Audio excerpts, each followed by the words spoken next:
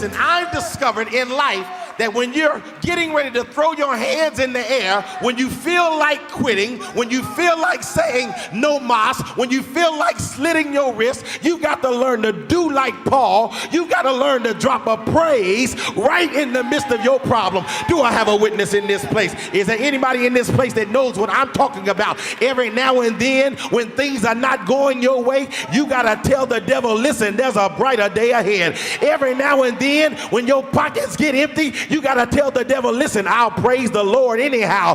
Look at your neighbor and tell him, drop a praise in the midst of your problems. Listen, I've discovered that you've got to learn how to shout through your suffering. And the quicker you shout in the suffering, that might be the quicker you get out your suffering. No wonder Paul said, now thanks be unto God. Listen, I've discovered that praise will keep you focused.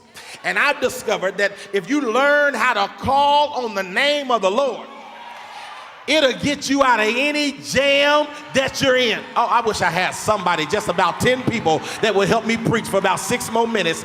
Listen, I discovered that if you learn how to call on the name of God, I don't care what trouble you're in, what trial you're in, if you learn how to call on that name can get you out of trouble. Paul said, now thanks be unto God. Okay, let me break it on down. I never shall forget, I was doing a revival in a little bitty town called Kenton, Tennessee. I was doing a revival in a little town called Kenton, Tennessee. My grandfather had been in that town for about 50 years. Everybody in that town knew my grandfather, and they had called me to do this revival, and I was doing the revival, and I don't know about any of y'all, but any of y'all from down south, y'all know what it means to be pitch dark.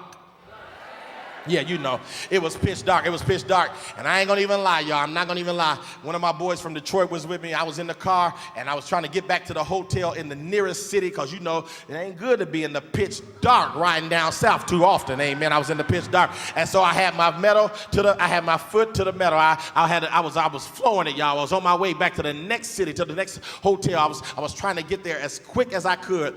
But out of nowhere, I saw these red lights start flashing. Don't look at me funny like that. You know you've seen them before. I saw the lights start flashing. I heard the siren start going. So I said, oh man, I know I'm in trouble now. So I pulled the car over. And as I pulled the car over, the policeman came to the car. He said, boys, I knew I was in trouble then when he said, boys, give me your license. He said, you first.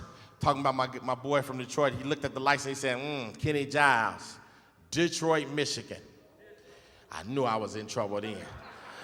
He looked at me, he said, boy, give me your license. Handed him my license. He looked at it, he said, Corey Brooks. He said, Brooks?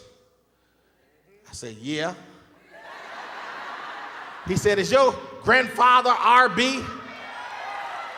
I raised up in my seat, I said, yeah.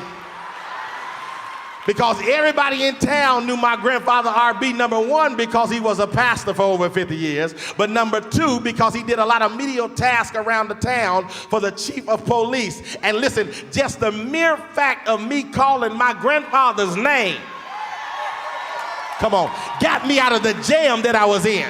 And all I'm trying to tell somebody tonight, if you would just learn how to call on the name of the Lord, whatever situation you're in, he can get you out of it. Do I have a witness in this place? Somebody say, well, what name do I call? It depends on what type of situation you got. If you need healing, you can call him Jehovah Jireh, Jehovah Nisi, Jehovah Tiskanu, Jehovah Rapha. But if you really need some help, somebody just shout out, Jesus.